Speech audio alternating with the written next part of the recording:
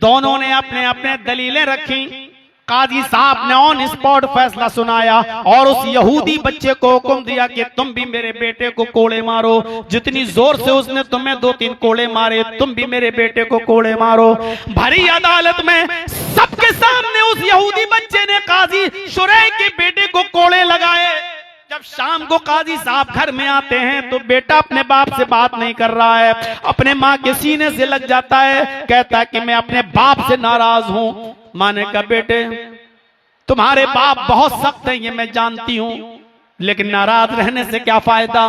इधर बाप की आंखों में आंसू हैं काजी शुरै के, वो अपने बेटे को पकड़ के सीने से लगाना चाहते हैं, लेकिन बेटा कहता है कि दूर हट जाओ, मैं तुमसे बात करना गवारा नहीं करता, भरे मजमे में तुमने आज मुझे जलील कर दिया है। काजी शुरै रोते हुए कहते हैं मेरे बेटे कसम है उस जात की जिसके कब्जे में मेरी जान है, तू मुझे बड़ा प्यारा है, तू मुझे बड़ा महबूब है, लेकिन आज इस बात की गवाही मैं देता हूं कि मैं जिस कुर्सी पर बैठा हूं उस पर इंसाफ करना मुझे तुझसे भी ज्यादा महबूब है। अदल करना और इंसाफ से काम लेना मुझे तुझसे भी ज्यादा वो प्यारा है। मैं आज तेरी आंखों से आंसू देखना गवारा कर लूंगा और तेरी नफरत को झेलना गवारा कर लूंगा, लेकिन आज की ये नफरत और आज की ये आंसू उस दिन के आंसुओं से बेहतर होगा जिस दिन कोई किसी का पुरसाने हाल नहीं होगा और नफ्सा नफ्सी का आलम होगा। मेरे भाइयों काजी शुरै अपने बेटे के खिलाफ फैसला सुनाते हैं और यहूदी बच्चे को अपने बेटे को कोड़ा मारने का हुक्म देते हैं। ये आदल और ये इंसाफ सिर्फ इस्लाम की तालीमात में ही मिलेगा।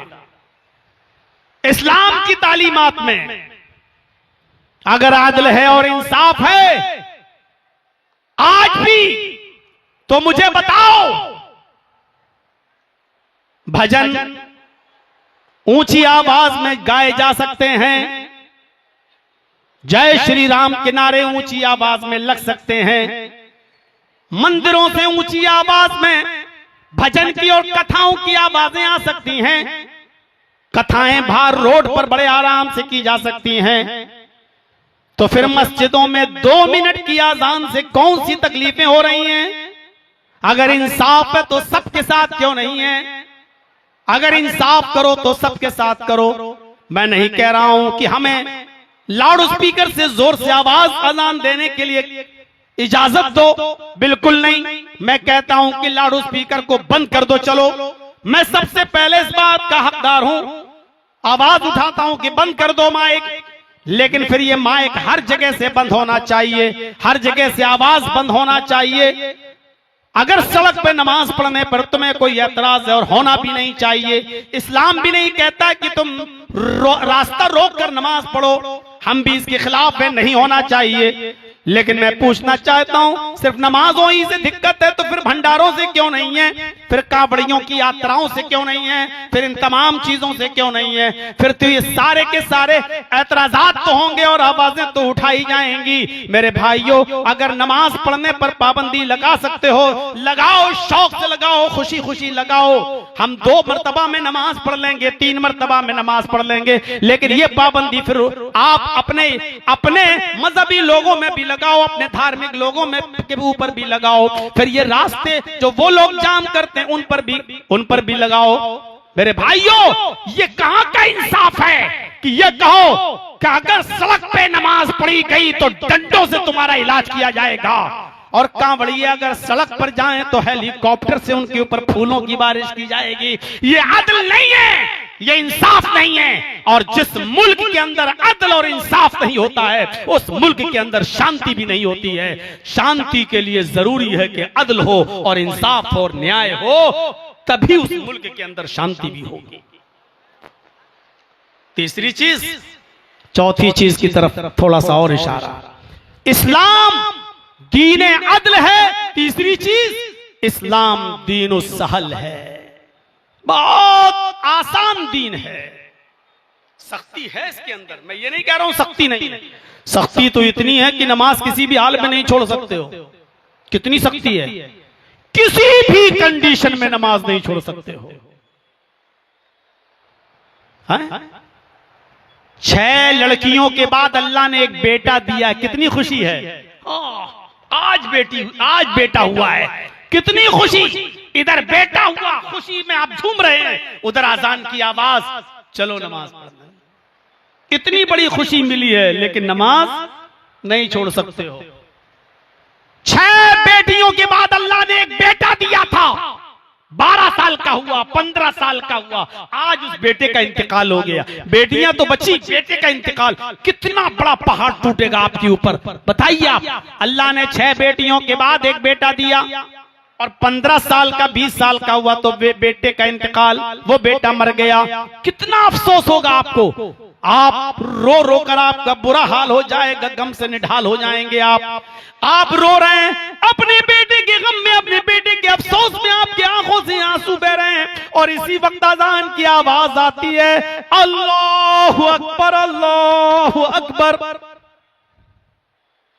ये गम का पहाड़ तुम्हारे ऊपर टूटा है, लेकिन नमाज तुम्हारे ऊपर भी है। चलो उठो, छोड़ो रोना पीटना बंद करो और मस्जिद में जाओ, नमाज पढ़ो। हाँ, आप नमाज के जरिए अल्लाह से मदद तलब करो। या अय्युहल्लज़ीना आमनुस्तईनु बिस्सब्रि वस्सलाह, तेरे ऊपर जो मुसीबत और गमों का पहाड़ टूटा है, सब्र और नमाज के जरिए अल्लाह से मदद मांग। इस मुसीबत के मौके पर भी नमाज माफ नहीं है। बीमार हो तब भी नमाज पढ़ना है। हाँ, सहूलत है थोड़ी, क्या खड़े होकर नहीं पढ़ सकते हो तो बैठकर पढ़ लो, बैठ के पढ़ने की ताकत नहीं हो तो लेट कर पढ़ लो, इशारे से पढ़ लो, होंठ हिलाकर पढ़ लो, लेकिन पढ़ना है। नलकी लगी हुई है पेशाब के जगह पर, और आपका पेशाब उसी थैली में आ रहा है, तो आपको नापाक नहीं माना जाएगा। आपकी इस मजबूरी पर भी, इस मजबूरी में भी आपको पाइप निकालकर अपनी शर्मगाह धोने की जरूरत नहीं है, क्योंकि नलकी पड़ी हुई है और आप पेशाब कर रहे हैं, वो पेशाब उसी थैली में जा रहा है। और इस वक्त अजान का वक्त है, नमाज का वक्त है, तो आप थैली पड़ी रहने दीजिए, नलकी पड़ी रहने दीजिए। अगर वुजू बना सकते हैं तो बनाइए, वरना तयम्मुम करके नमाज पढ़िए। नमाज इस हाल में भी पढ़ना है। आपका ऑपरेशन हुआ है, किसी खतरनाक पाइल्स वगैरह का ऑपरेशन हुआ है, लेटरिन का रास्ता आपका बंद कर दिया गया है, साइड से एक रास्ता बनाकर थैली डाल दी गई है, आप लेटरिन कर रहे हैं, वो लेटरिन उस थैली में जा रही है, आप अभी धुल नहीं रहे। इस हाल में अगर आपका नमाज का वक्त हो गया है, तो इस कंडीशन में भी आपको नमाज पढ़ना है। आप नापाक नहीं माने जाएंगे, आपको इस कंडीशन में भी नमाज पढ़ना है। भले ही खड़े होकर नहीं पढ़ सकते हो तो लेट के बैठ के पढ़ लो, बैठ के नहीं पढ़ सकते हो तो लेट के पढ़ो। ये मस्जिदों में बड़े आज कुर्सियां रख दी जाती है, आराम से ठाड़ साहब हैं, समाज के चौधरी साहब, कुर्सी पे साहब बैठ के नमाज पढ़ रहे हैं, कुर्सी पे। अल्लाह अकबर। कुर्सी पर भी बैठकर आप तब नमाज पढ़ सकते हो जब आप मस्जिद में नमाजियों के साथ मस्जिद में बैठकर नमाज पढ़ने की ताकत आपके अंदर ना हो। अगर आप आसानी के साथ सफ में जमीन पर बैठ सकते हो और बैठकर नमाज पढ़ सकते हो, तो कुर्सी पर नमाज पढ़ना जायज नहीं है। चौधरी साहब बने साहब, मस्जिदों में कुर्सियां रख दी गई हैं, आ जाओ नमाज पढ़ लो। बड़ी आसानी के साथ अब लोग कुर्सी बिछा लेते हैं। अब रुकू करना हुआ बैठ गए। अगर ये काम जमीन पर बैठकर हो सकता है, तो इस कुर्सी पर तू नमाज नहीं पढ़ सकता। अगर जमीन पर बैठकर भी नमाज पढ़ने में तुझे तकलीफ हो, तब तू कुर्सी पर बैठ सकता। लेकिन तू आसानी के साथ अगर जमीन पर बैठकर सफ में बैठकर नमाज पढ़ सकता है तो तू बैठ। क्यों? अल्लाह के नबी के जमाने में कुर्सी नहीं थी क्या? क्या किसी साहबी से ये साबित है कि वो मस्जिद में कुर्सी लेकर जाया करते थे और नमाज पढ़ते थे? कुर्सी का लफ्ज तो हदीस में भी आया, कुर्सी का लफ्ज तो कुरान में भी आया, और आयतल कुर्सी के नाम से तो पूरी एक आयत ही नाजिल हुई है। वसिया कुर्सिय्युहु समावाति वल अर्ज़। कुरान में ये कुर्सी का लफ्ज मौजूद, हदीस में ये कुर्सी का लफ्ज मौजूद। इसका मतलब यह है कि सहाबा के जमाने में ये कुर्सियां मौजूद थी, लेकिन किसी सहाबी ने कुर्सी पर बैठकर नमाज नहीं पढ़ी है। मेरे भाइयों, जब आप जमीन पर बैठकर नमाज पढ़ सकते हैं तो बैठकर पढ़िए। आप जब जमीन पर बैठने में भी आपको तकलीफ हो रही हो, तब आप कुर्सी पर बैठ के नमाज पढ़ सकते हैं। क्या क्या आज हमने उसूल और ज़ाब्ते बना लिए साहब, आराम देखा जा रहा, आराम। तो मैं बात इधर निकल गई, तो कह ये रहा था मेरे भाइयों कि इस्लाम के अंदर ये सहूलत है। अगर आप वुजू बनाने से बीमार पड़ रहे हैं तो आपको तयम्मुम की इजाजत है, लेकिन नमाज फिर भी पढ़ना है। सफर में जा रहे हैं तो पूरी मत पढ़िए, आप जोहर की 2 रकात पढ़ लीजिए, असर में 2 पढ़ लीजिए, मगरिब में पूरी 3 पढ़ लीजिए, ईशा में 2 पढ़ लीजिए और 1 वितर पढ़ लीजिए। फजर में आप पूरी 4 पढ़ना पड़ेगी, 2 सुन्नत 2 फर्ज हो गया, लेकिन नमाज फिर भी पढ़ना है। ये दीनु सहल है, आसानी पैदा करता है ये इस्लाम, सख्ती नहीं है, किसी भी कीमत पर सख्ती नहीं। अब खड़े होने की ताकत नहीं है तो फिर भी कहो पढ़ो, खड़े होकर पढ़ो, नहीं। अगर नहीं है खड़े होकर पढ़ने की तो बैठ के पढ़ लो। अब बैठा भी नहीं जा रहा है तो कहा गया लेट के पढ़ लो। ये आसानी दी गई है इस्लाम के अंदर। अगर वुजू के पानी से बीमारी लायक हो सकती है, डर है कि हम और बीमार हो जाएंगे, तो जरूरत नहीं है कि वुजू बनाओ, तयम्मुम करके नमाज पढ़ लो, लेकिन नमाज पढ़ो। सफर में हो तो 2 नमाजों को एक कर लो, ये आसानी दे दी गई है। जोहर और असर एक साथ पढ़ लो, मगरिब और इशा एक साथ पढ़ लो। अगर मस्जिद में आप चले गए और जोहर के टाइम पहुंचे और बारिश होने लगी और आपको डर है कि ये बारिश लंबी होगी, तो जोहर के साथ असर भी वहीं पढ़ा दी जाएगी और जोहर और असर एक साथ पढ़ लो। मगरिब में अगर आप पहुंचते हैं और आपको डर है कि बारिश रुकेगी नहीं, बहुत तेज बारिश हो रही है, तो मगरिब के साथ इशा भी वहीं जमात के साथ अदा कर लो और घर पे चले आओ। मगरिब और इशा एक साथ पढ़ी जा सकती है, जोहर और असर एक साथ पढ़ी जा सकती है, लेकिन नमाज माफ नहीं है। आसानी तो है लेकिन माफी नहीं है। मेरे भाइयों, यहां से हम अंदाजा लगाएं कि दीन के अंदर कितनी आसानी है, दीन के अंदर कितनी सहूलत है। वो वाकया आपने 50 बार हमारी तकरीरों में कहीं ना कहीं सुना होगा कि इतनी आसानी कि एक सहाबी अल्लाह के नबी सल्लल्लाहु अलैहि वसल्लम के पास आए और आकर कहने लगे, आए अल्लाह के नबी, मैं तो हलाक हो गया, मैं तो बर्बाद हो गया। आपने कहा क्या हुआ? कहा अल्लाह के रसूल, रोजे की हालत में मैं अपनी बीवी से हम बिस्तरी कर लिया। सोचिए, रोजे की हालत में मैं अपनी बीवी से मिल बैठा, रोजे की हालत में मुझसे जुर्म हो गया है, खता हो गई, गलती हो गई, मैं बीवी से मिल लिया। अल्लाह के नबी ने कहा अच्छा, फर्ज रोजा था वो, बीवी से मिल ले, का कफारा अदा करो। का क्या है कफारा? आपने कहा एक गुलाम आजाद करो। उसने कहा अल्लाह के नबी, पूरी जिंदगी मुझे दूसरे की गुलामी करते हुए हो गई, मैं कहां से गुलाम खरीद कर लाऊं और आजाद करूं? मैं तो खुद गरीब आदमी हूं, मैं गुलाम आजाद करने की ताकत नहीं रखता। आपने कहा फिर भी बचोगे नहीं, तुम्हारे लिए दूसरा ऑप्शन भी है। कहा क्या?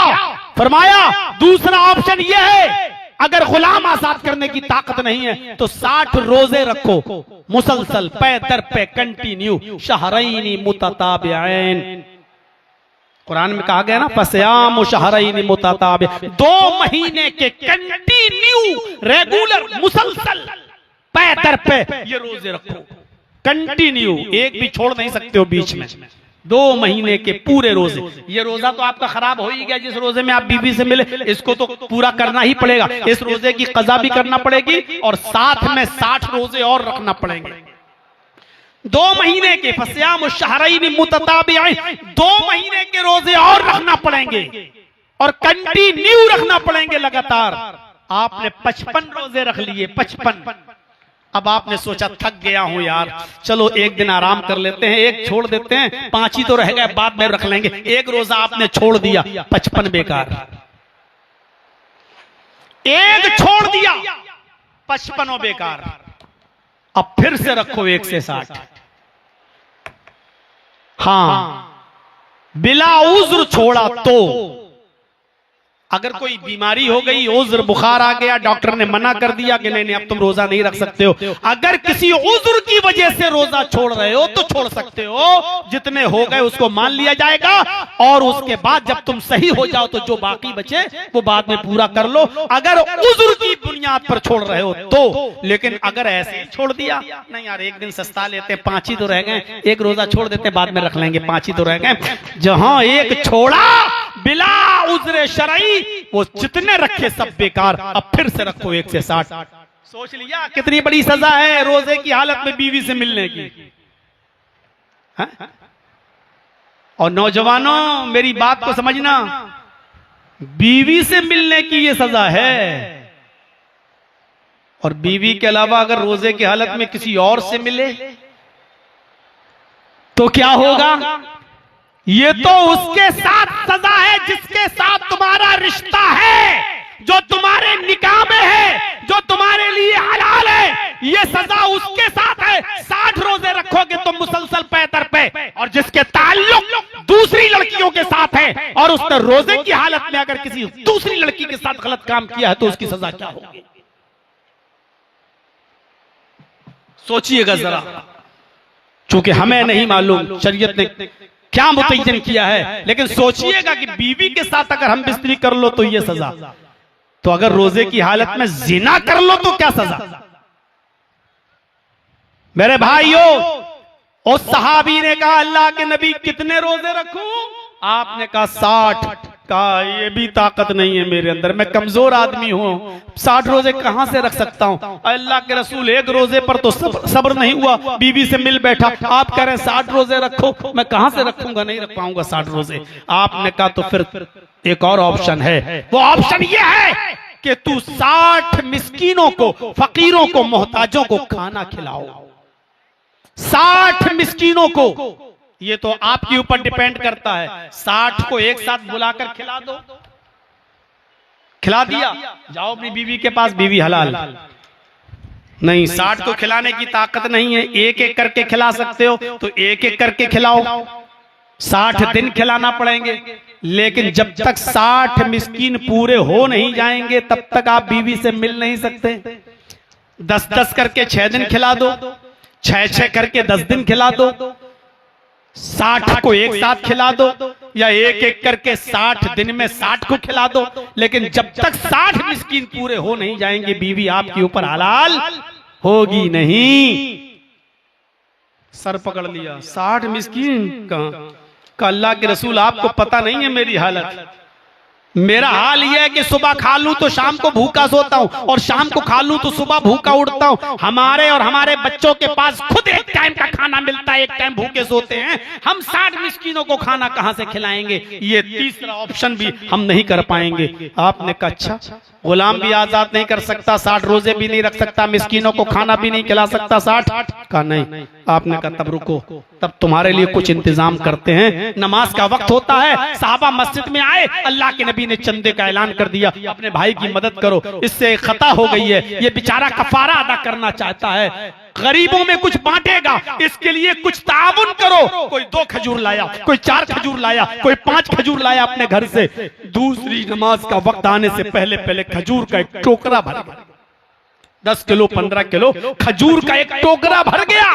अल्लाह के नबी ने इसको बुलाया, इधर आओ, कहा ये लो, तुम्हारे भाइयों ने चंदा करके तुम्हारी मदद की है, लो चलो ये अपने गांव में जाओ, अपने कबीले में जाओ, और वहां जाकर अपने कबीले के गरीबों को खिला दो, जितने भी गरीब हों उनमें ये खजूर बांट दो, तुम्हारा कफारा अदा हो जाएगा।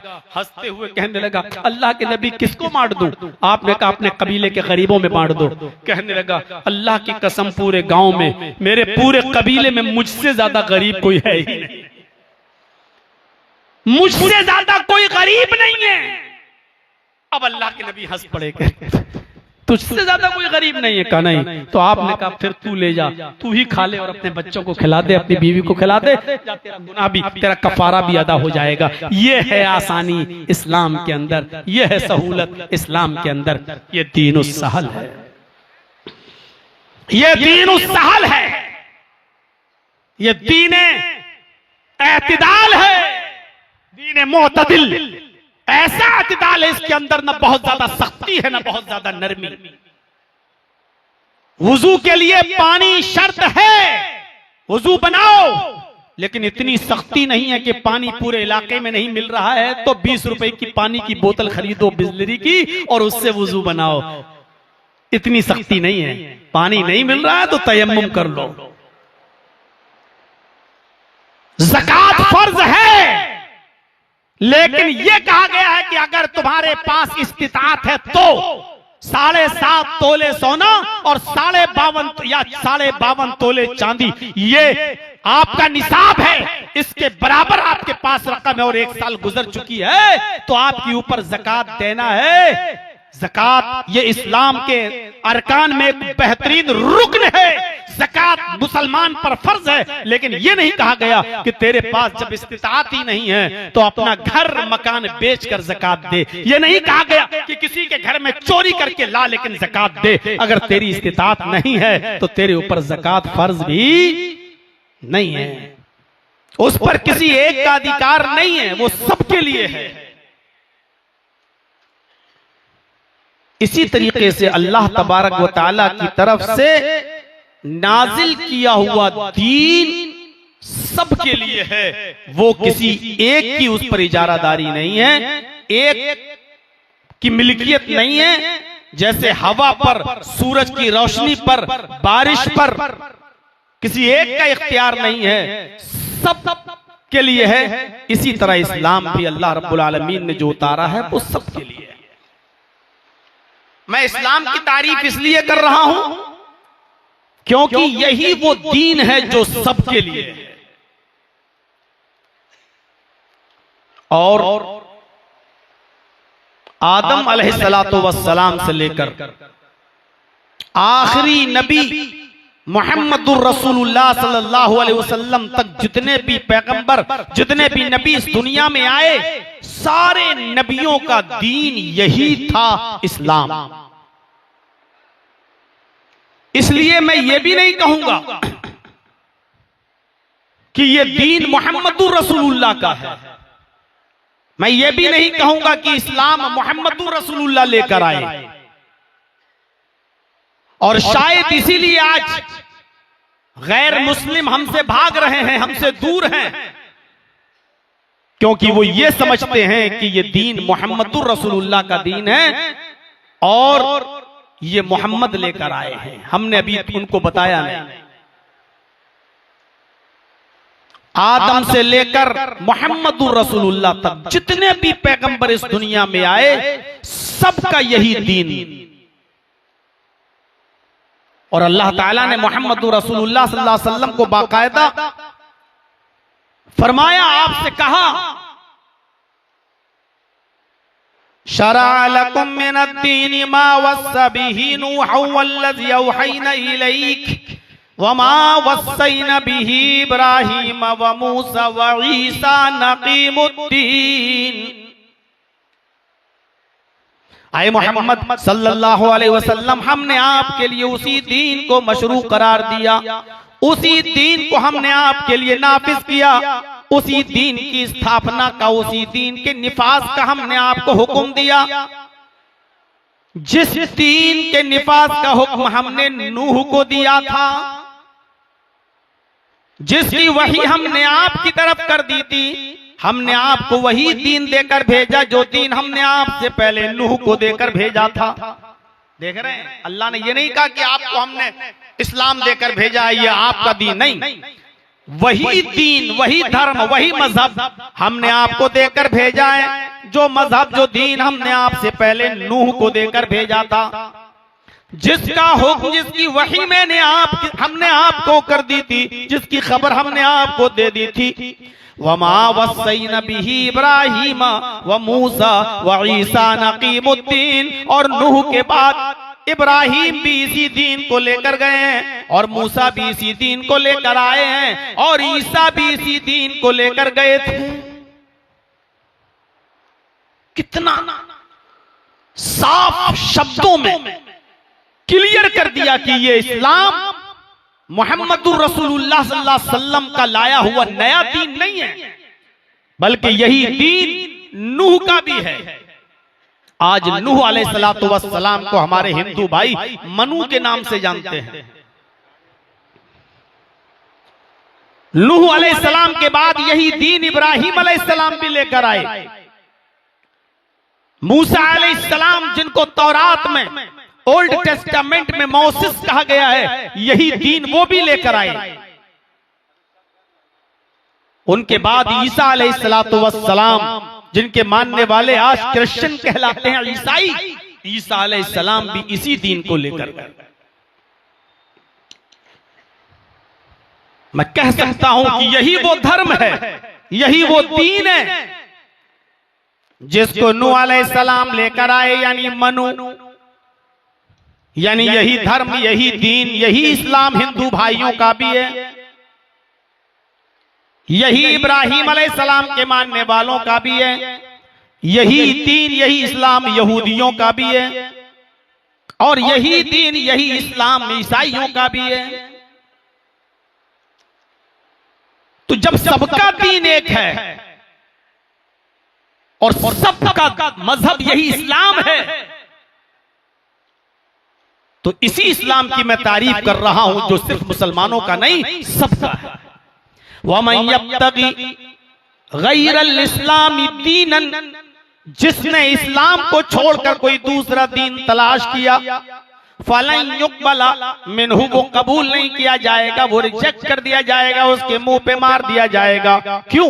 इसलिए कि यही दीन नूह लेकर गए, यही दीन इब्राहिम लेकर आए, यही दीन मूसा और ईसा अलैहिस्सलातु वस्सलाम भी लेकर आए। इसीलिए दुनिया में जितने भी नबी आए, दुनिया में जितने भी पैगंबर आए, सबका एक ही कलमा भी था, एक ही मूल मंत्र था सबका। अभी तौहीद के बारे में आपने सुन लिया, लेकिन थोड़ा सा उसके बाद हम आगे चलते हैं, दूसरी तरफ भी आपको लेकर इस्लाम की खुसूसियात की तरफ, इस्लाम की विशेषताओं की तरफ, इस्लाम की खूबियों की तरफ। इसीलिए चूंकि ये दीन सबका, धर्म सबका, मजहब सबका, इसलिए कलमा भी ये जो पढ़ा गया है, जो मूल मंत्र है, वो सबका एक है।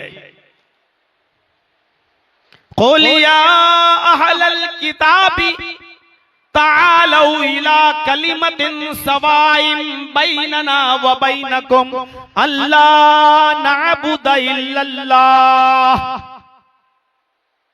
कुरान कितने साफ लफ्जों में ऐलान कर रहा है, आए मोहम्मद सल्लल्लाहु अलैहि वसल्लम, आप अनाउंसमेंट कर दीजिए, आप दुनिया वालों में कह दीजिए, आप यहूदियों से कह दीजिए, ईसाइयों से कह दीजिए, आप उन लोगों में ऐलान कर दीजिए जिनको किताब दी गई है, जो अहले किताब हैं, आप उनसे फरमा दीजिए, आए यहूदियों, आए ईसाइयों, आए वो लोगों जिनको आसमानी किताबें दी गई हैं, तालौ इला कलिमतिन सवाइन बैनना व बैनकुम, आओ एक ऐसे कलमे की तरफ, आओ एक ऐसे मूल मंत्र की तरफ जो हमारे और तुम्हारे दरमियान बराबर है। जो कलमा मेरा भी है वही आपका भी है, जो मंत्र मेरा है वो आपका भी है, जो मूल मंत्र आपका है वो मेरा भी है, जो कलमा आपका है वो मेरा भी है। आओ एक ऐसे कलमे की तरफ जो हमारे और तुम्हारे दरमियान बराबर है। ये कुरान दावत दे रहा है, जब तुम्हारा भी वही कलमा, मेरा भी वही कलमा, तो फिर झगड़ा किस बात का है, इख्तिलाफ किस बात का है।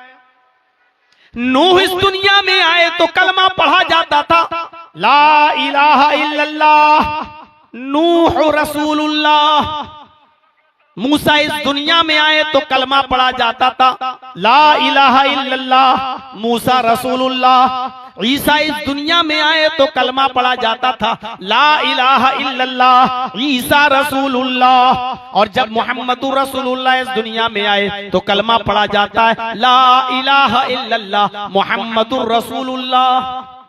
देख रहे हैं आप, नूह का वही कलमा, मूसा का वही कलमा, ईसा का वही कलमा, मोहम्मदुर रसूलुल्लाह का वही कलमा।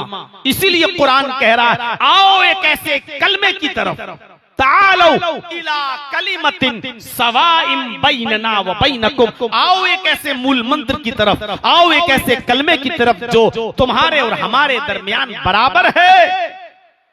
वो तुम्हारा भी और हमारा भी है। कलमे का पहला जुज़ कभी नहीं बदला गया, ला इलाहा इल्लल्लाह अपनी असली शक्ल में उस वक्त से है जब से पैगंबरों नबियों के आने का सिलसिला इस दुनिया में जारी हुआ है। ला इलाहा इल्लल्लाह कभी नहीं बदला गया। नबियों के हिसाब से दूसरा जुमला चेंज होता गया। नूह आए तो नूह रसूलुल्लाह, मूसा आए तो मूसा रसूलुल्लाह, ईसा आए तो ईसा रसूलुल्लाह, मोहम्मद आए तो मोहम्मदुर रसूलुल्लाह, लेकिन ला इलाहा इल्लल्लाह कभी नहीं बदला गया। इसलिए कहा गया एक ऐसे कलमे की तरफ आओ जो हमारे और तुम्हारे दरमियान बराबर है, और वो क्या है? अल्लाह नअबुदा इल्लल्लाह, कि हम अल्लाह के अलावा किसी की इबादत नहीं करेंगे। यही तो इस कलमे का मंत्र का मतलब ही यही है कि अल्लाह के अलावा कोई माबूद नहीं। ला इलाहा इल्लल्लाह, अल्लाह के अलावा हमारा कोई माबूद नहीं। यही तो इसका मतलब है। इबादत के लायक अल्लाह है। अल्लाह नअबुदा इल्लल्लाह। आए यहूदियों, तुम्हारा भी यही कलमा है कि अल्लाह के अलावा हम किसी की इबादत नहीं करेंगे। ऐ ईसाइयों, तुम भी इस बात को मानते हो कि अल्लाह के अलावा हम किसी की इबादत नहीं करेंगे। यही तो इस्लाम है। और ये आदम से लेकर मुहम्मदुर रसूलुल्लाह तक जितने भी पैगंबर, जितने भी नबी, जितने भी रसूल इस दुनिया में आए, इसी इस्लाम की दावत देते रहे। और आज भी यही कलमा किसी न किसी शक्ल में आज भी मौजूद है। तौरात में आप देख लीजिए, There is no God, but God is one. ये तौरात में लिखा है। बाइबल में पढ़ लीजिए, There is no God, but God is only one without second. There is no God, but God is one. ये यहूदियों का कलमा है। कोई खुदा नहीं, खुदा सिर्फ एक है। ईसाइयों का कलमा क्या है? There is no God, कोई खुदा नहीं, but God is only one, सिर्फ एक है। विदाउट सेकंड, दूसरे को शरीक नहीं किया जा सकता, दूसरे के बगैर।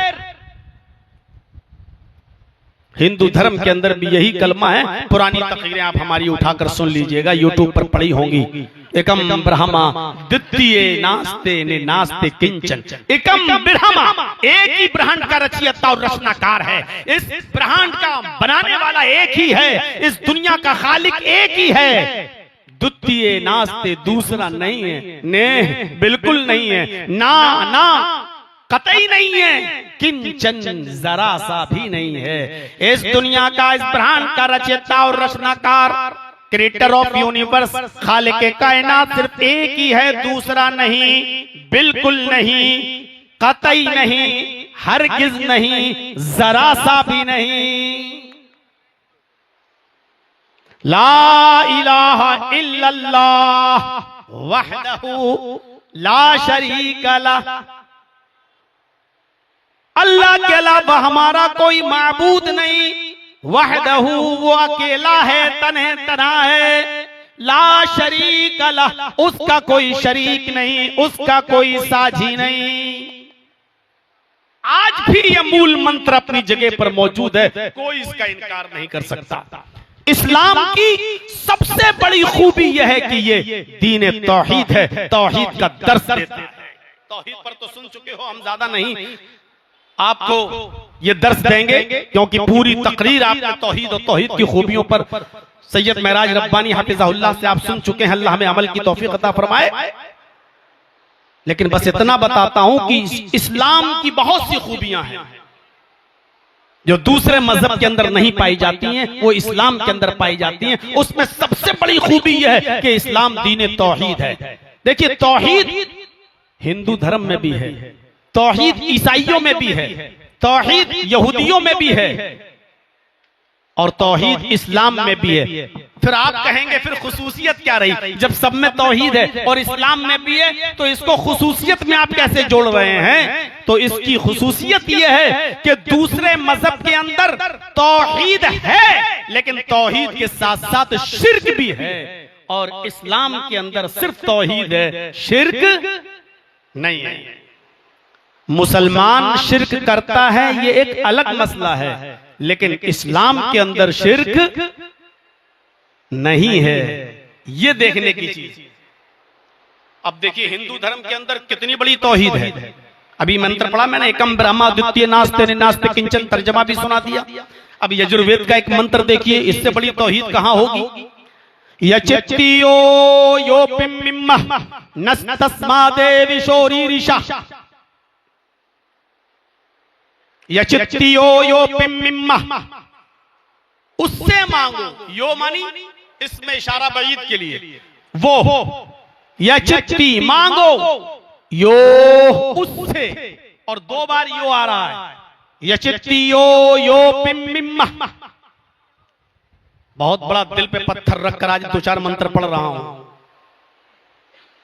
हाई कोर्ट का डायरेक्शन होने के बावजूद भी हम खिलाफ वर्जी कर रहे हैं कि नहीं पढ़ना है, लेकिन फिर भी पढ़ दे रहा हूं। यचित्तियो यो पिम्मिम्मा, मांगो उससे वही तो है। पिम्मिम्मा सब कुछ देने वाला, झोलियां भरने वाला, नवाजने वाला, अता करने वाला।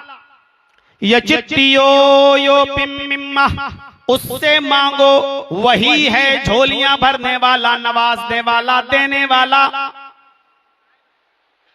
नस्तस्मा देवी शोरीरिषा, उसके अलावा कोई भी देवी देवता तुम्हें कुछ भी नहीं दे सकता। नस्तस्मा नहीं दे सकता है कोई भी देवीशो देवी देवता तुम्हें, रीरिषा कुछ भी, उसके अलावा कोई भी देवी देवता तुम्हें कुछ भी नहीं दे सकता।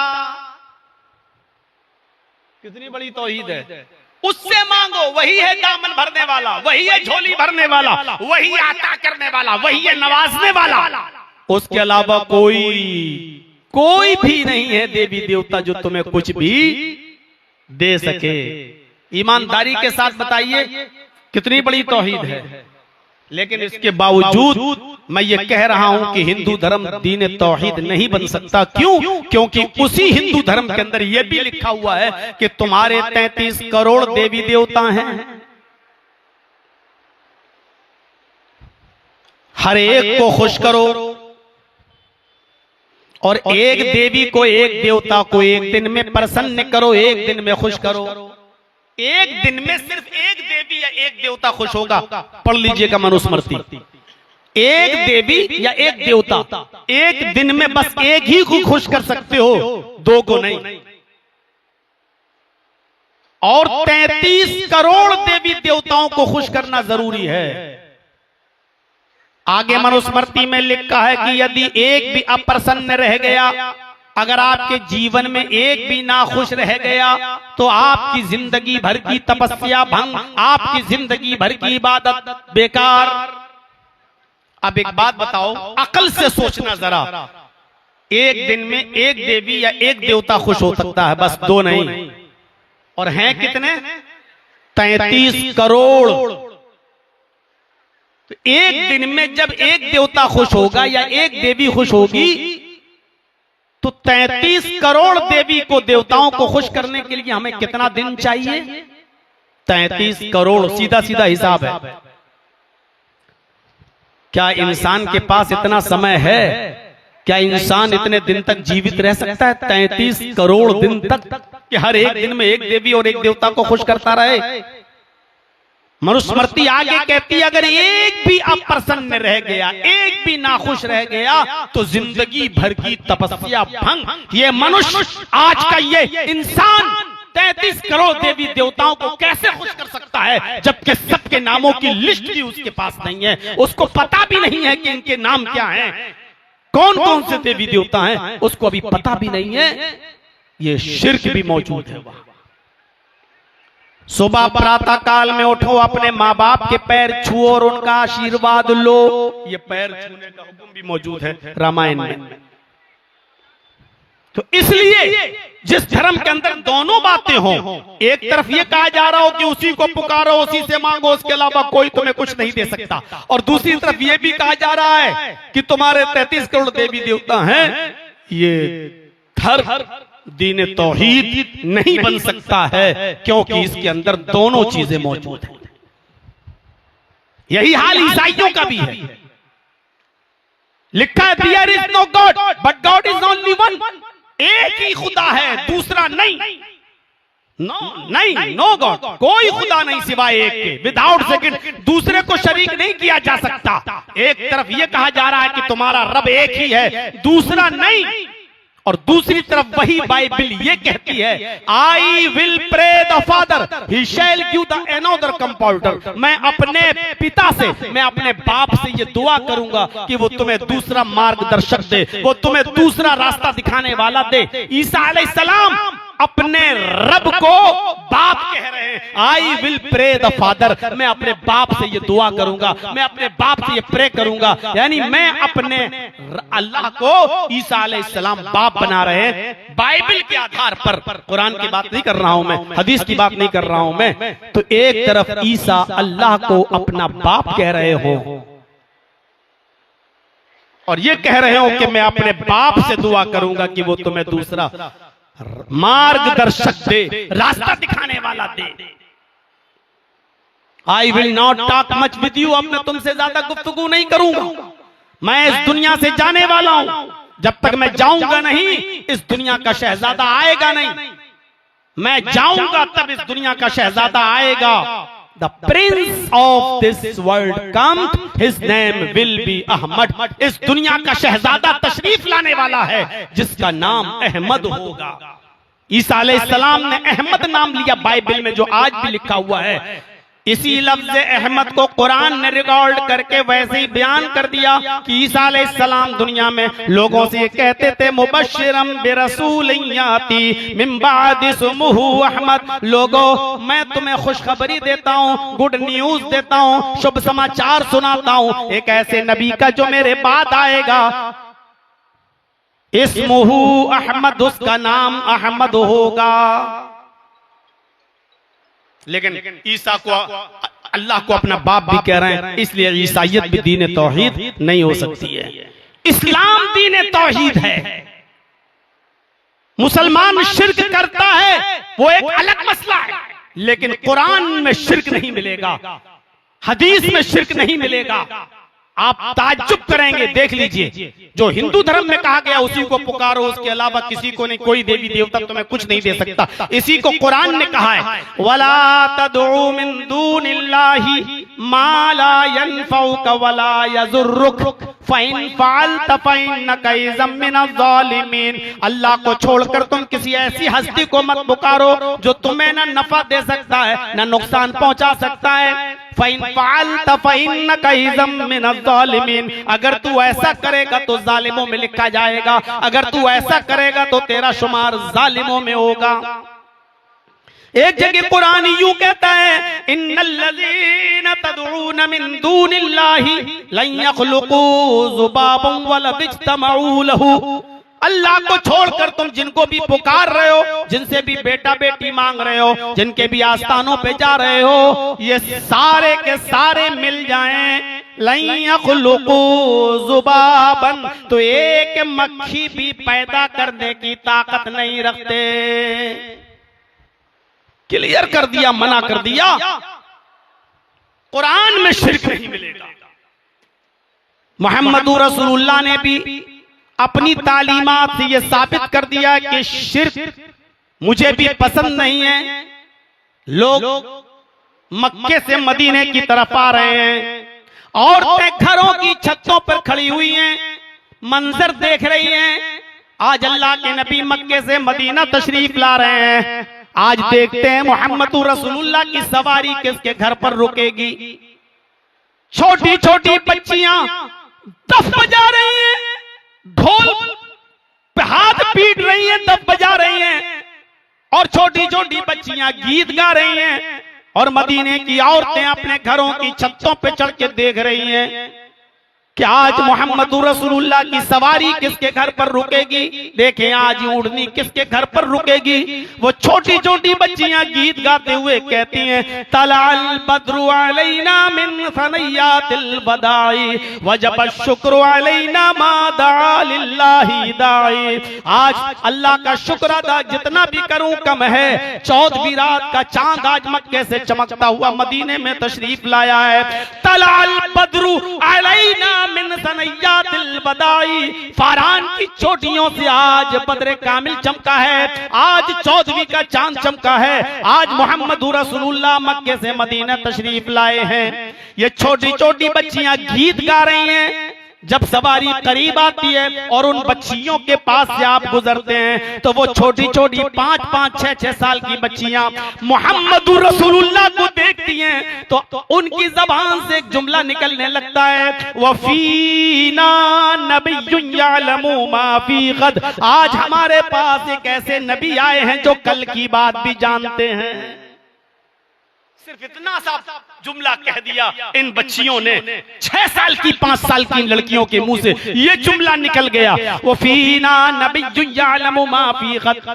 आज हमारे पास एक ऐसे नबी आए जो कल की बात भी जानते हैं, कल का इल्म भी रखते हैं, कल क्या होगा ये बता देते हैं। अल्लाह के नबी अपनी ऊंटनी से उतरते हैं और उन बच्चियों के पास आते हैं और उन बच्चियों से कहते हैं, आए बच्चियों ये जुमला पढ़ना छोड़ दो, ये बोलना छोड़ दो कि मोहम्मद कल की बात भी जानते हैं। हमारे दरमियान एक ऐसे नबी आए हैं जो कल की बात जानते हैं। दई हाज़िहिल कलिमात, इन कलिमात को छोड़ दो, तुम वही जुमले पढ़ो जो पहले पढ़ रही थी। तलाल बद्रु अलैना मिन सनयातिल वदाई वजब शुक्र अलैना मा दआ लिल्लाहि दाई। यही अदा करो, यही पढ़ो। ये मत कहो कि हमारे पास एक ऐसे नबी आए जो कल की बात भी जानते हैं। अल्लाह की कसम मुझे इस बात का इल्म नहीं है कि कल मेरे साथ क्या होगा, तुम्हारे साथ क्या होगा। मुझे कल का इल्म नहीं कि कल मैं जिंदा भी रहूंगा या कल जिंदा नहीं भी रहूंगा। मुझे इस बात का बिल्कुल इल्म नहीं है। मैं तंदुरुस्त भी रहूंगा या बीमार हो जाऊंगा, मुझे इस बात का भी इल्म नहीं है। आपने उन बच्चियों को ये जुमले अदा करने से रोक दिया।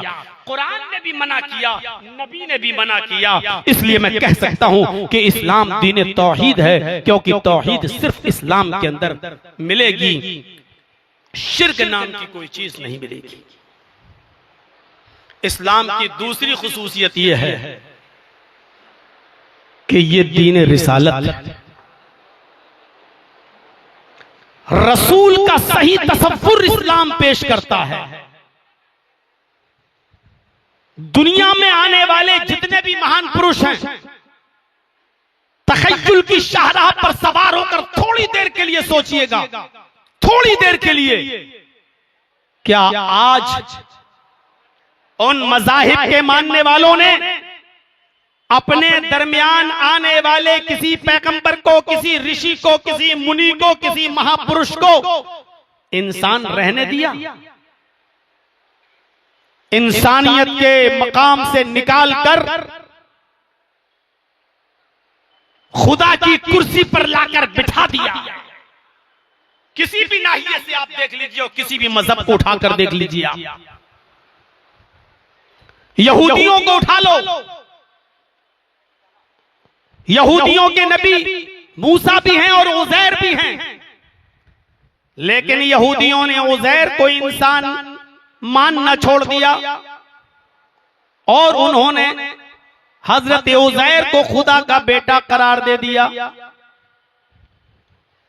ईसाइयों को उठाओ, ईसाइयों ने भी अपने दरमियान आने वाले नबी हजरत ईसा को इंसान नहीं रहने दिया, सन ऑफ गॉड, अल्लाह का बेटा करार दे दिया।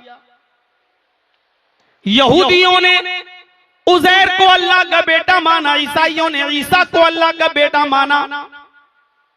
सिखों में चले जाइए, सिखों ने महावीर जी को, सिखों ने गुरु नानक को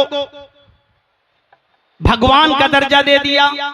जाइए टेंपल पर, बहुत दूर नहीं, सिर्फ दिल्ली वाले गुरुद्वारे में चले जाइए जो चांदनी चौक पर बना हुआ है, और गुरु नानक की मूर्ति के नीचे लिखा होगा नानक भगवान। गुरु नानक एक इंसान थे, गुरु ग्रंथ।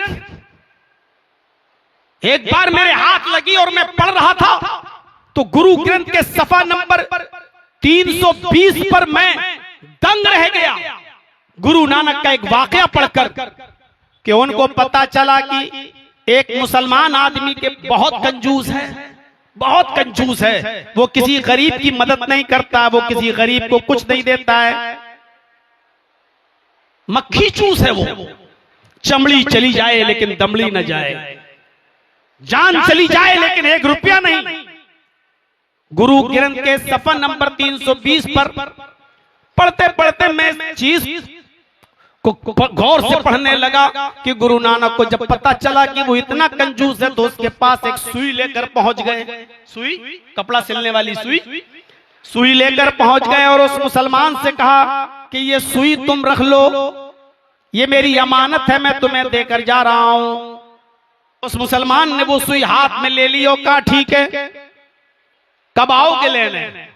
गुरु नानक ने कहा कि ये सुई तुम मुझे कल कयामत के दिन दे देना, हश्र में दे देना। मैदान महशर में जब सब जमा होंगे, इकट्ठे होंगे, तुम्हारा कुरान तुम्हारी हदीस कहती है तो तुम अपने अकीदे के मुताबिक जब कयामत के दिन उठो तो ये सुई मुझे दे देना।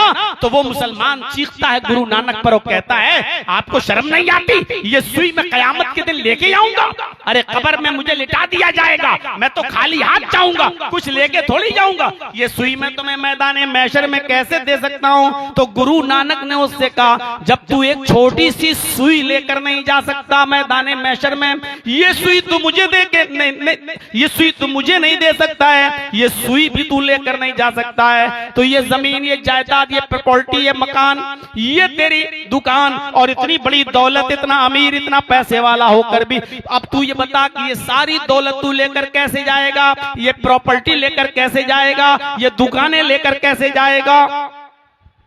गुरु नानक की ये बात उस मुसलमान को चुभ गई और उसको एहसास हुआ और गुरु नानक की बात मानकर उसने सदका और खैरात करना शुरू कर दिया। हम तो शुरू से कहते हैं, एक बात हमारी ये हमेशा रही है कि अच्छी बात कहीं से भी मिले उसको ले लेना चाहिए। अगर गुरु नानक ने ये अच्छी बात दी है और ये अगर हमें फायदा पहुंचा रही है तो इस बात को मानने में क्या एतराज है? लेकिन सिखों ने गुरु नानक को आज इंसान नहीं रहने दिया। गुरु नानक के मानने वालों ने गुरु नानक को भगवान का दर्जा दे दिया। सिखों में चले जाइए, गुरु नानक को भगवान का दर्जा।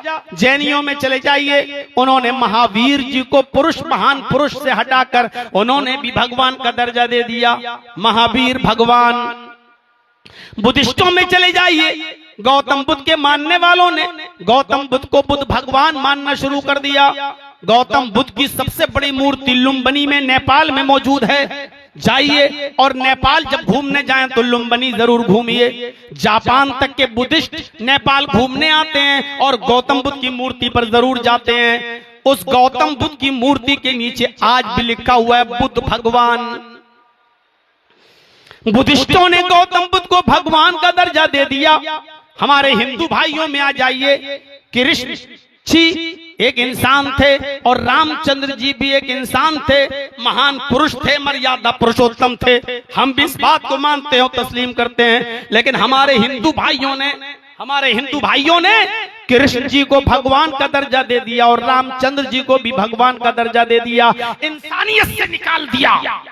दुनिया का कोई धर्म उठाकर देख लो आप, किसी धर्म के अंदर आने वाला इंसान नबी की शक्ल में, रसूल की शक्ल में, अवतार की शक्ल में, ऋषि की शक्ल में, मुनि की शक्ल में आया, उन लोगों ने उसको इंसानियत के दर्जे से निकालकर भगवान के दर्जे पर, भगवान की कुर्सी पर बिठा दिया। अब थोड़ी देर के लिए मोहम्मदुर रसूलुल्लाह सल्लल्लाहु अलैहि वसल्लम को देखिए, हमारे दरमियान आए। कुरान ने भी आपको भगवान का दर्जा देने से इनकार कर दिया और खुद मोहम्मदुर रसूलुल्लाह सल्लल्लाहु अलैहि वसल्लम ने भी अपनी जबान से कभी अपने आप को भगवान का दर्जा नहीं दिया। कुरान के अल्फाज में देखिए, कुल इन्नमा अना बशरुम मिस्लुकुम, ऐ नबी आप ऐलान कर दीजिए, आप अनाउंसमेंट कर दीजिए कि मैं तुम्हारी तरह का एक बशर हूं। कुल इन्नमा अना बशरुम मिस्लुकुम, ऐ नबी कह दो कि मैं तुम्हारी तरह का एक इंसान हूं। बशर के साथ मिस्लुकुम भी लगा है, इसने सारे शुकूक और शबहात को जाइल कर दिया है। मैं इंसान ही नहीं बल्कि तुम्हारी तरह का इंसान हूं। तुम्हारे दो हाथ मेरे भी दो हाथ, तुम्हारे दो पैर मेरे भी दो पैर, तुम्हारे दो कान मेरे भी दो कान, तुम्हारी दो आंखें मेरी भी दो आंखें, तुम चलते फिरते हो, मैं भी चलता फिरता हूँ। तुम खाते पीते हो, मैं भी खाता पीता हूँ। तुम्हारी शादियां होती हैं, मेरी भी शादी हुई। तुम्हारे बीवी हैं, मेरी भी बीवियां थी। तुम्हारे बच्चे, मेरे भी बच्चे। तुम्हें दुख पहुंचता है, मुझे भी पहुंचता है। तुम्हें खुशी पहुंचती है, मुझे भी खुशी पहुंचती है। खुशी और गम जैसे तुम्हें लायक होता है, मुझे भी होता है। तुम भी बशर, मैं भी बशर। मिस्लुकुम, बल्कि बिल्कुल मैं तुम्हारी तरह हूं। उठने में, बैठने में, चलने में, फिरने में, खाने में, शादियों में, ब्याह में मैं तुम्हारी तरह हूं। हाँ, लेकिन मकाम और मर्तबे में मैं तुमसे बहुत बुलंद हूं। मकाम और मर्तबे में मैं तुमसे बहुत ऊंचा हूं। इसलिए ऊहिया इलैया, मेरी तरफ अल्लाह की तरफ से वही आती है। मेरे पास अल्लाह की तरफ से जिब्राइल आते हैं। मेरे पास कुरान की आयतें नाजिल होती हैं। जिब्राइल मेरे पास कुरान लेकर आते हैं। इसलिए इस कुरान के नुज़ूल से और वही की वजह से मेरा मकाम और मेरा दर्जा बहुत बुलंद है, तुमसे बहुत ऊंचा है। तो ये तो नबुव्वत का फर्क है। इंसान होने के नाते कोई फर्क नहीं है तुम में और हम में। खुद अल्लाह के नबी सल्लल्लाहु अलैहि वसल्लम भी लोगों से यही कहते रहे। एक देहाती अल्लाह के नबी के पास आया। इब्ने माजा के सफ़हात पर इस रिवायत को देखा जा सकता है। एक देहाती अल्लाह के नबी के पास आया और कुछ कहना चाहता था, लेकिन डर रहा है। कुछ कहना चाहता था, अल्लाह के नबी कुछ कहना चाहता था, लेकिन रौब, दबदबा, कहां नबी, पैगंबर, और कहां मेरी हैसियत, मैं क्या गुफ्तगू करूं, मैं क्या बात करूं। तो वो कुछ कहता था, लेकिन कह नहीं पाता था। अल्लाह के नबी उठते हैं, उसके कांधे पकड़ते हैं, ये दोनों कांधे, मुस्कुराते हैं और उससे कहते हैं, ला तखफ, मत डरो, इन्नी लस्तु बिमलिक, मैं बादशाह थोड़ी हूं। है जुमले देखिए अल्लाह के रसूल के, मैं बादशाह थोड़ी हूं, किसी मुल्क का हाकिम नहीं हूं। क्यों डर रहे हो तुम? जो बात कहना चाहते हो कहो। इन्नी लस्तु बिमलिक, मैं बादशाह नहीं हूं। अना बनु इमरातिन ताकुलुल कदीद, मैं भी एक ऐसी औरत का बेटा हूं जो खुश्क गोश्त के टुकड़े खाती थी, जो सूखे हुए गोश्त के टुकड़े खाती थी। मैं भी ऐसी मां का बेटा हूं। जुमलों पर गौर करो। अना बनु इमरातिन ताकुलुल कदीद, मुझे भी ऐसी मां ने जना है जो गोश्त के सूखे टुकड़े खाती थी। गोश्त के सूखे टुकड़े जानते हो ना, कुर्बानी की है ना। कितने दिन तक गोश्त चलाओगे कुर्बानी का? मैंने तो सुना है कि मुहर्रम तक चलता है। हो सकता है कि इससे भी ज्यादा 2-2, 3-3 महीने तक चलता हो। और हम लोगों के यहाँ तो फ्रिज में रखने का रवाज है, जो 2, 4, 5, 6 दिन बस उसमें जान रहती है, उसके बाद बेकार हो जाता है। यहां मैंने एक नया तरीका सीखा है, देखा है। उसी गोश्त को आप तेल में तलते रहिए तो वो महीनों चलता है। दूसरे दिन फिर थोड़ा कड़ा टाइट जरूर हो जाता है, लेकिन दूसरे दिन फिर तेल में उसको भून दीजिए, फिर वो सही। तीसरे दिन फिर से रोजाना तेल के अंदर भूनते रहिए और फिर इसको 1 साल तक भी रख सकते हैं आप, वो खराब नहीं होगा। ये मैंने यही मुझे पता चला है, माफ कीजिएगा, मुझे नहीं मालूम था कि 2-2 महीने और 3-3 महीने भी चल जाता है गोश्त। पहले तो बंगाल में मटिया बुरुज में गया तो पता चला कि लोग 6-6 महीने, 8-8 महीने खाते हैं। तो मैं ताज्जुब करता था कैसे खाते, तो वो भी रखने का तरीका है उनके पास। तो अल्लाह के नबी ने फरमाया कि मैं ऐसी मां का बेटा हूं जो गोश्त के सूखे टुकड़े खाती थी। कदीद, अरबी जबान में कदीद उस गोश्त को कहते हैं जैसे ऊंट नहर किया, 4 किलो 5 किलो का एक टुकड़ा काट लिया गया, कोई लेके आया, अब घर में रख दिया, उसको नमक लगाकर, साल्ट लगाकर उसको धूप में सुखा लिया जाता था, खुश्क कर लिया जाता था और उसको रख दिया जाता था। अब ये गोश्त महीनों चलता था। जब जरूरत पड़ी थोड़ा सा काट लिया और पका लिया, फिर 15-20 दिन के बाद फिर जरूरत पड़ी, फिर काट लिया और पका लिया।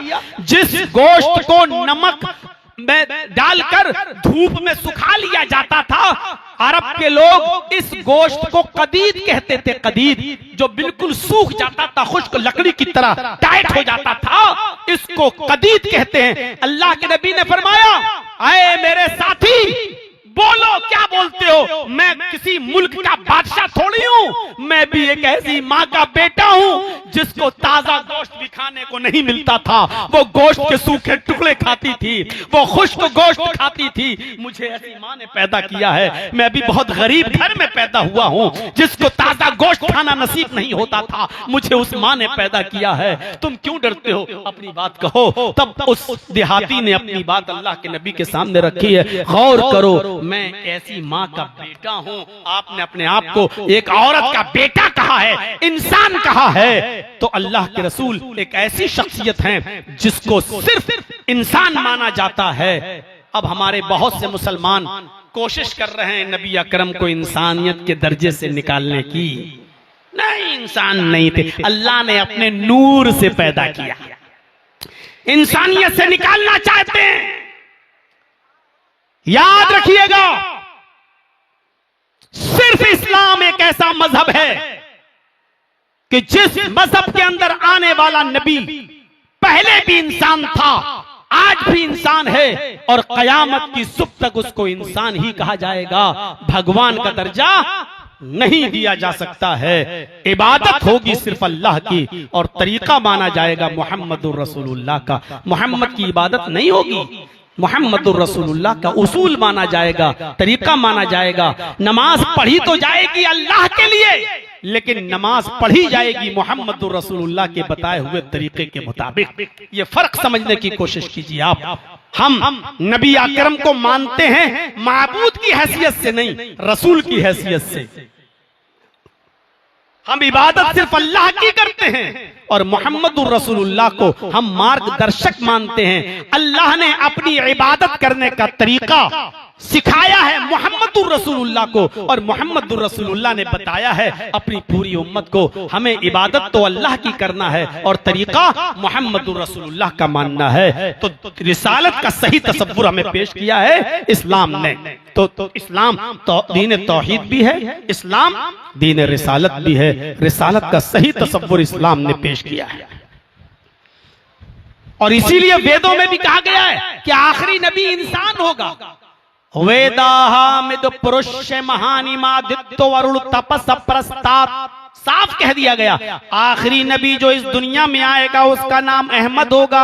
वेदाहामिद अहमद आएगा, पुरुष इंसान होगा, महान इमादित्य इतना बड़ा महान इंसान होगा, पुरुष होगा, दित्य उसके बराबर कोई दूसरा नहीं होगा। क्लियर कर दिया गया है कि आखिरी नबी इंसान होगा। अल्हम्दुलिल्लाह हम मुसलमान मोहम्मदुर रसूलुल्लाह को इंसान मानते हैं। आइए तीसरी खुसूसियत की तरफ आते हैं। अल्लाह ताला ने इस्लाम की तीसरी खुसूसियत यह दी है इस्लाम को कि ये दीन अदल है, अदल और इंसाफ। इस्लाम के अंदर अदल का जो तसव्वुर है वो दुनिया के किसी मजहब के अंदर नहीं मिलेगा। हमको आपके झारखंड की हालत तो नहीं मालूम, लेकिन उत्तर प्रदेश की हालत आप देख सकते हैं। मैं लखनऊ के जिस इलाके में रहता हूं, बाकायदा मंगल के दिन जब वहां भंडारे होते हैं तो रास्ते बदल दिए जाते हैं गाड़ियों के लिए और मोटरसाइकिलों के लिए कि यहां भंडारा चल रहा है, लिहाजा कोई कार तो छोड़िए मोटरसाइकिल तक इस जगह से नहीं निकलेगी। उनके रास्ते डिवाइड कर दिए जाते हैं मंगल के दिन अलग। लेकिन हम मुसलमानों को पूरे साल नहीं, सिर्फ ईद और बकरीद के दिन भी ये कह दिया जाता है कि सड़क पर और रोड पर आपको नमाज पढ़ने की इजाजत नहीं। नमाज के लिए मस्जिदें होती हैं, शिफ्टों में नमाज पढ़िए, लेकिन सड़क पर यातायात को अगर रोका गया तो हम दूसरे ढंग से निपटना भी जानते हैं।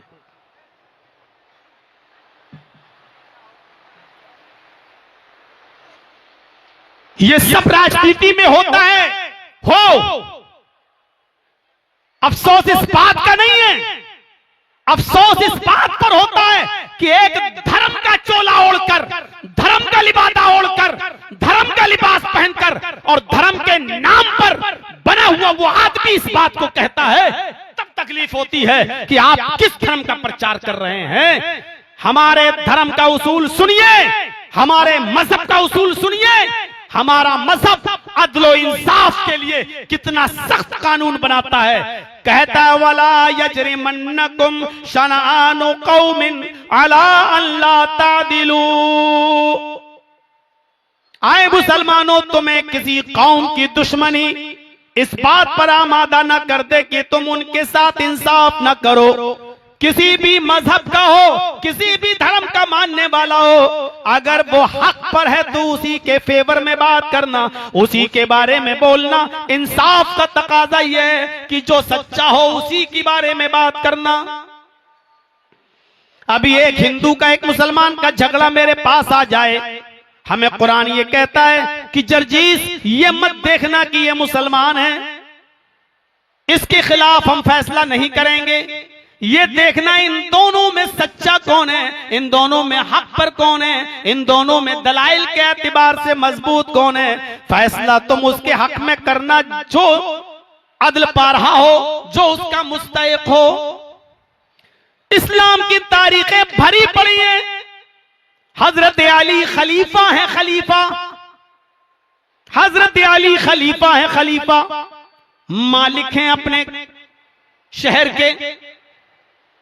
गौर कीजिएगा, हजरत अली का ही बनाया हुआ काजी है जिसका नाम है काजी शुरैह। काजी शुरैह को काजी बनाने वाली हस्ती खुद हजरत अली की। इंसाफ का तकाजा देखिए, हजरत अली की नजर एक यहूदी के ऊपर पड़ती है। क्या देखते हैं कि यहूदी के पास जो जिरा है, जिरा, ये तो मेरी जिरा है, मेरी जिरा खो गई थी, इसको कैसे मिल गई। जिरा जो होती थी, लोहे की जिरा होती है, जंग के मौके पर उसको पहन लिया जाता था ताकि दुश्मन जब तीर फेंके तो वो तीर जिस्म पर न लगे, उस जिरा पे आके लग जाए। तो वो लोहे की जिरा होती थी जिससे सीना जख्मी नहीं होता था, लोग ऊपर से पहन लिया करते थे लोहे की उस जिरा को।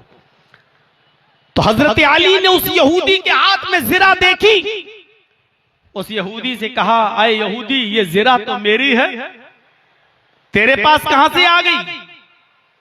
उस यहूदी ने कहा, आए अली, आप झूठ बोल रहे हैं, ये जिरा मेरी है। अच्छा गौर करो, जिसने कभी जिंदगी में झूठ ना बोला हो और उसके मुंह पर आप अचानक कह दें कि तुम झूठ बोल रहे हो, उसको कितना गुस्सा आएगा। आप मुझे चिढ़ा रहे हैं।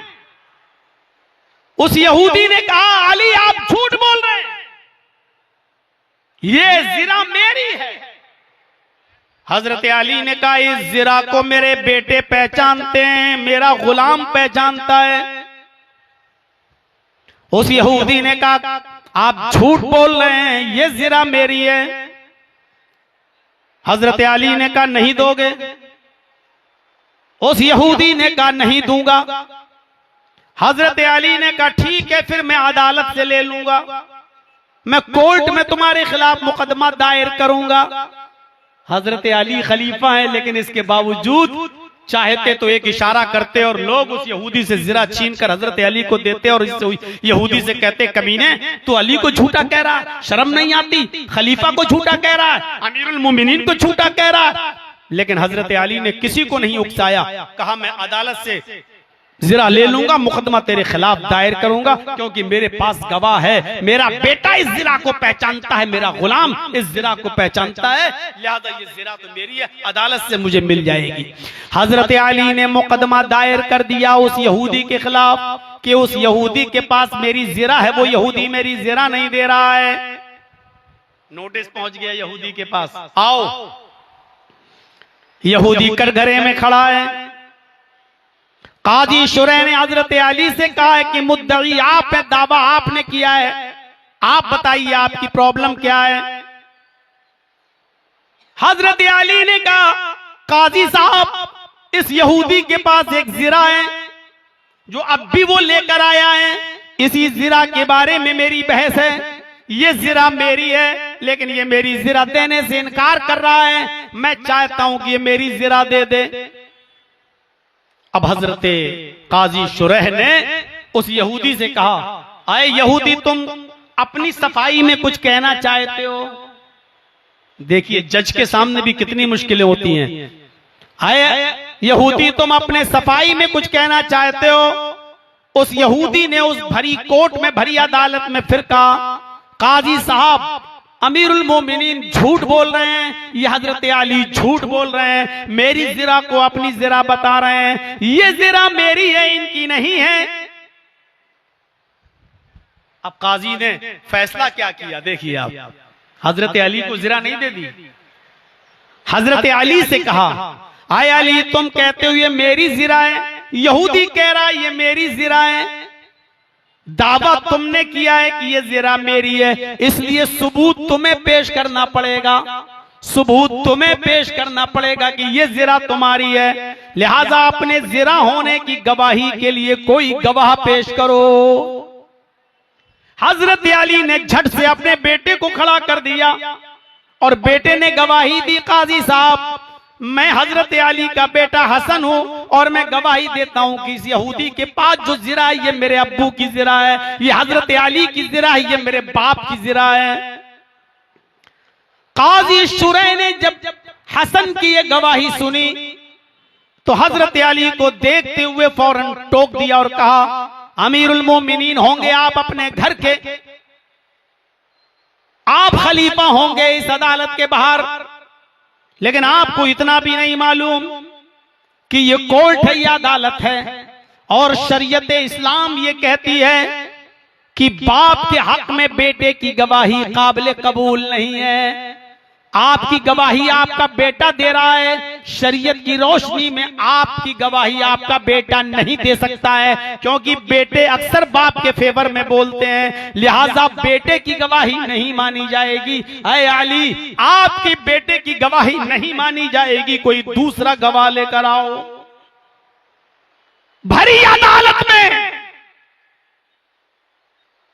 और सुन ले वो लोग जो आज मजहबी कार्ड खेलते हैं, हर जगह जो हिंदू मुस्लिम का राग लाते हैं, वो देख लें इस्लामी हुकूमत मौजूद है, लेकिन हजरत अली के गवाह की गवाही नहीं मानी जा रही है।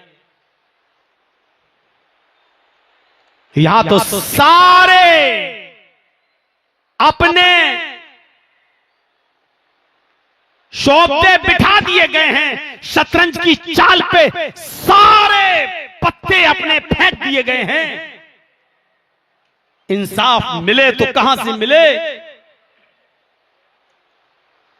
पूरा जख्म तो हमारा तुमने छल्ली छल्ली कर दिया है, अब मरहम रखोगे तो कहां रखोगे? मेरे भाइयों, अब जख्म तलाश कर रहे हो, पूरा जिस्म तो हमारा छल्ली छल्ली है।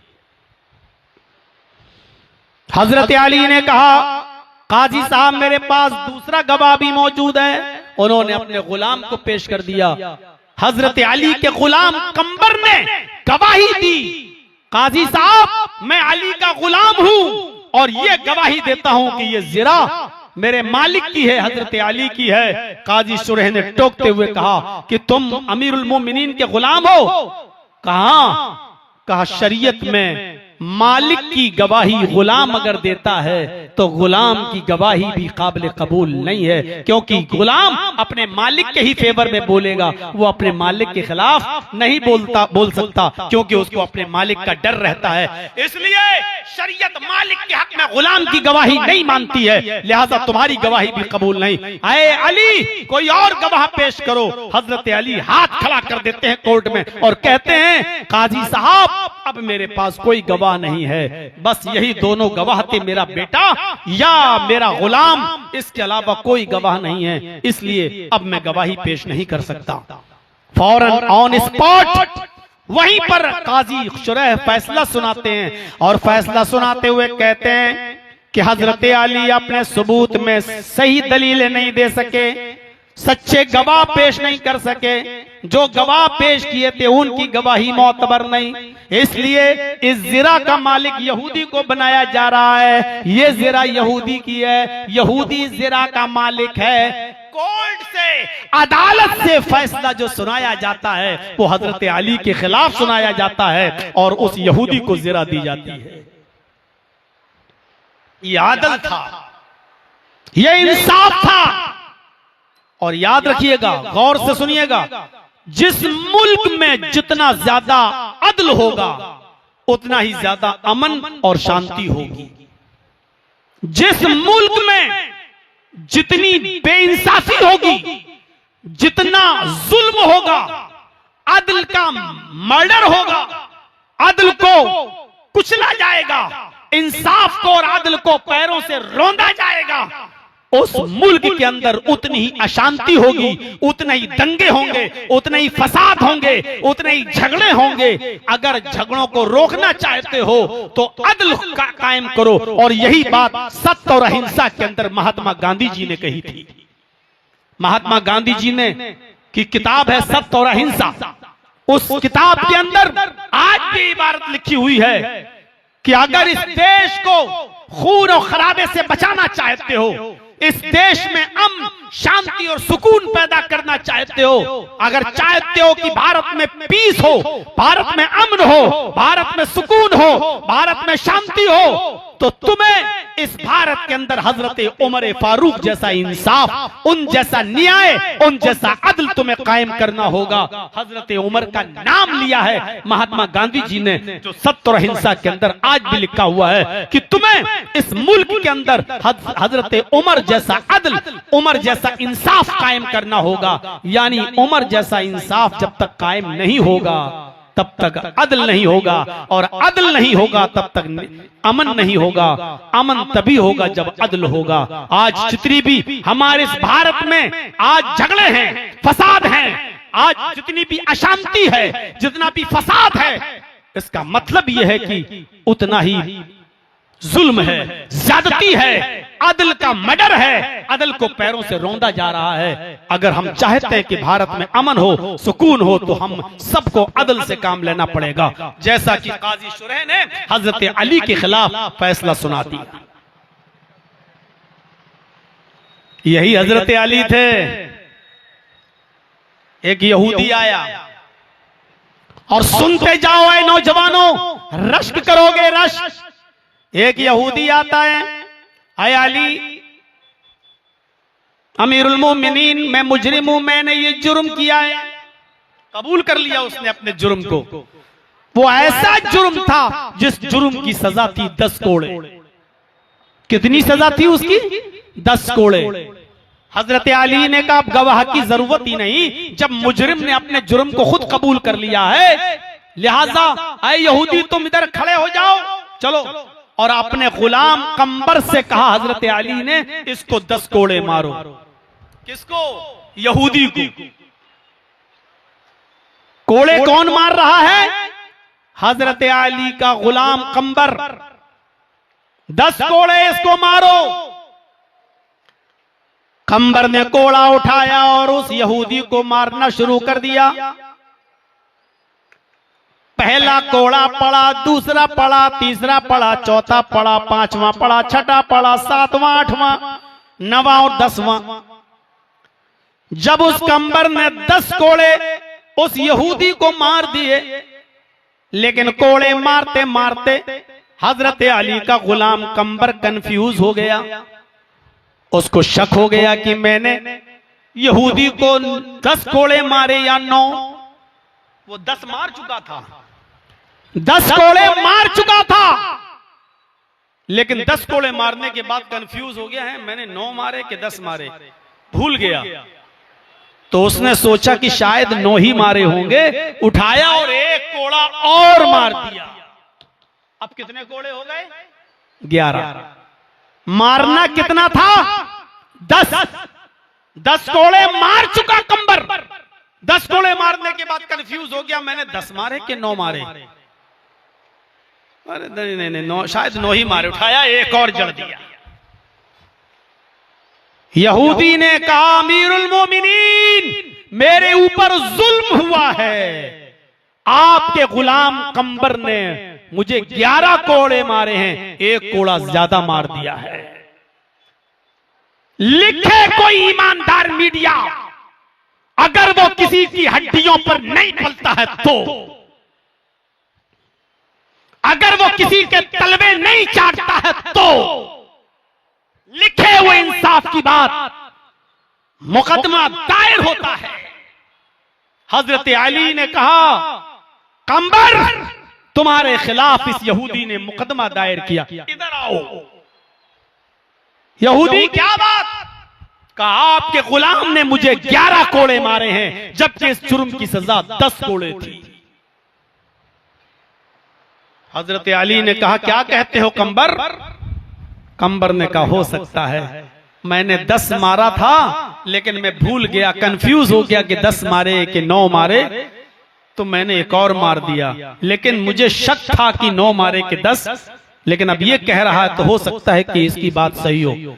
याद रखिएगा, जब किसी को 2 महीने 3 महीने 10 महीने की सजा हो जाए 1 साल की, और जेल में अगर वो डाल दिया जाए, तो कैदी अपने दिन बड़े गौर से गिनता है। आज 60 दिन हो गए, 61 हो गए, 62 हो गए, 63 हो गए, 64 हो गए, वो एक एक दिन गिनता रहता है, कभी कभी घंटे भी गिनता रहता है। जो लोग जेल की सलाखों में गए उनको अच्छी तरीके से मालूम होगा कि वो दिन भी गिनते रहते हैं कि मेरे कितने दिन हो गए। इसको सजा मिल रही थी तो ये गिन रहा था, मारने वाला कंफ्यूज हो गया, लेकिन जिसको कोड़े मार रहा था वो गिन रहा था कि मुझे कितने कोड़े पड़ रहे हैं, 1 2। उस इमाम से पूछो बेचारे से जो ईद की नमाज पढ़ाता हो, मुक्तदियों को क्या, मुक्तदियों को तो बस अल्लाहू अकबर कहना पड़ता। उस इमाम से पूछो जिसको बेचारे को 7 बार करना हो, कभी कभी उंगली पे हाथ रख लेता होगा, अल्लाहू अकबर अल्लाहू अकबर फिर अल्लाहू अकबर। उससे पूछो कि 7 की 8 ना हो जाएं या 7 की 6 ना हो जाएं, या तो 10 कोड़े मारे, वो गिन रहा 1 2 3, और जैसे ही 11वां लगा उसने कहा अमीरुल मोमिनीन 11 कोड़े मारे। हजरत अली ने कहा कंबर क्या कहते हो? एतराफ कर लिया, हो सकता है 11 हो गए हो, मुझे शक था। कहा शक था, उसको यकीन है और तुम्हें शक है, तो यकीन वाले की बात ज्यादा मानी जाएगी, लिहाजा तुम खड़े हो जाओ। और उस यहूदी से कहा इधर आओ। काश मीडिया बताती आज के इन पॉलिटिकल नेताओं को कि ये इंसाफ था। हजरत अली ने उस यहूदी को कोड़ा दिया और कहा क्या यहूदी, इसने 1 कोड़ा तेरे जिस्म पर मारा है ज्यादा, ये कोड़ा पकड़ और जितनी जोर से उसने तुझे कोड़ा मारा है तू भी मेरे गुलाम कंबर को 1 कोड़ा मार दे, मार। और उस यहूदी ने पूरे मजमे के सामने हजरत अली के उस गुलाम कंबर को 1 कोड़ा जड़ा है, 1 कोड़ा रसीद किया, 1 कोड़ा मारा। पूरे मजमे ने देखा, पूरे समाज ने देखा, पूरी सोसाइटी ने देखा। ये इस्लाम की खुसूसियात है कि वो अदल से काम लेता है, वो इंसाफ से काम लेता है। हिंदू मुस्लिम नहीं देखता, यहूदी ईसाई नहीं देखता।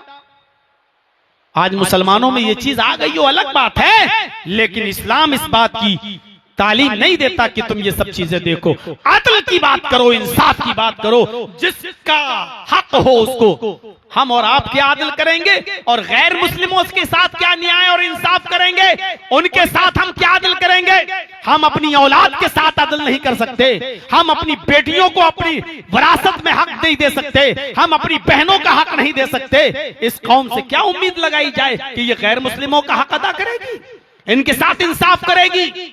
जो कौम अपनी बेटियों को 50,000 1 लाख की गाड़ी देकर 2-3-4 लाख रुपए का जहेज देकर अपनी जमीन और जायदाद और विरासत से महरूम कर देती हो, अपनी बेटियों अपनी बहनों का हक मार के खा जाती हो, उस कौम से ये उम्मीद नहीं लगाई जा सकती है कि वो गैर मुस्लिमों के साथ अदल करेगा और इंसाफ करेगा। दाढ़ी रख ली लंबी, सऊदी अरब का रुमाल डाल लिया, क्या मेरी बेटी की शादी है, क्या दे रहा, 4 व्हीलर दे रहा हूं, हज करके आया है, लंबी दाढ़ी रख ली, हाजी बन गया, सऊदिया का रुमाल गले में डाला, बेटी की शादी, क्या दे रहे हो, 4 व्हीलर दे रहा हूं साहब, 4 व्हीलर, और मुंह में पान होगा तो कहेगा 4 व्हीलर दे रहा हूं साहब, 4 व्हीलर। 4 व्हीलर देने के बाद अब तू आजाद हो गया, अब वरासत से महरूम हो जाएगी तेरी बेटी है।